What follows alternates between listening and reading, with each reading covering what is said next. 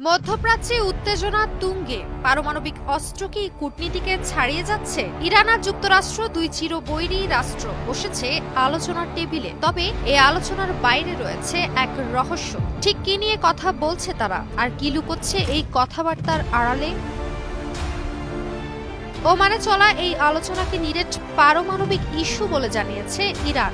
ইরানের পররাষ্ট্র মন্ত্রণালয়ের মুখপাত্র ইসমাইল বাঘাই স্পষ্ট করে জানান, এই আলোচনায় কোনো আঞ্চলিক ভূমিকা, ক্ষেপণাস্ত্র কার্যক্রম কিংবা নিরাপত্তা ইস্যু উঠে আসেনি। মার্কিন দূত স্টিভ উইটকফ যে খসড়া প্রস্তাব দিয়েছেন তাতে শুধু একটি বিষয়ে চাওয়া হয়েছে, আর তা হলো ইরান যেন প্রমাণ দেয় তাদের পারমাণবিক কর্মসূচি পুরোপুরি শান্তিপূর্ণ।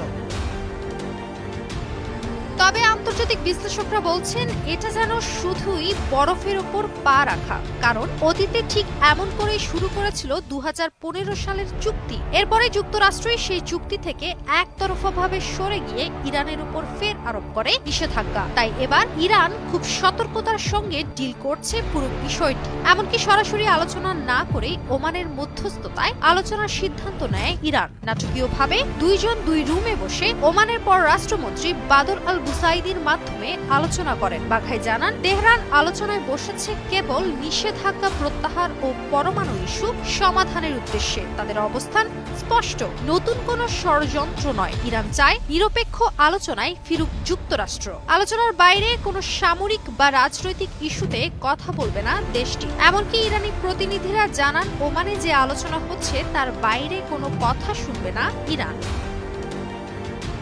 সব মশার বিরুদ্ধে সুরক্ষা দিতে এলো বসুন্ধরা এক্সট্রিম অ্যারোসল। মশার বিরুদ্ধে এক্সট্রিম সুরক্ষা। ইরানের এই অনড় অবস্থান আবারও মনে করিয়ে দিচ্ছে, চুক্তির নামে কোনো প্রকার চাপে ফেলা চলবে না ইরানকে। বিশ্লেষকরা বলছেন, যুক্তরাষ্ট্রের খসড়ায় অন্য কোনো গোপন ফাঁদ না থাকলেই হয়। তবে আলোচনার ভাষা এখন পর্যন্ত কূটনৈতিক। দুই পক্ষই বলছে আলোচনা হয়েছে গঠনমূলক ও শান্তিপূর্ণ। তবে চাইলেই কি শান্তি আসবে, নাকি আবারও ইতিহাস ফিরে আসবে চুক্তি ভাঙনের দুঃস্বপ্নে? ইরান যুক্তরাষ্ট্রের কথোপকথনের শুরুটা কিছুটা ধোঁয়াশা তৈরি করলেও বিশ্লেষকরা বলছেন, পুরোপুরি কথা না বলার চেয়ে এরূপ আলাপ কিছুটা হলেও আশা জাগায়। ইতিহাস শিখিয়েছে, শান্তি আসে ধীরে, বিশ্বাসী, আর অবিশ্বাসের রাজনীতিতে একটুখানি বিশ্বাসী হতে পারে সবচেয়ে বড় কূটনীতি। ওমানের মরু থেকে শুরু হওয়া এই কথোপকথন যদি সত্যি নিষেধাজ্ঞা আর সন্দেহের দেয়াল ভাঙে, তবে হয়তো এই অঞ্চল এক নতুন ভোর দেখবে।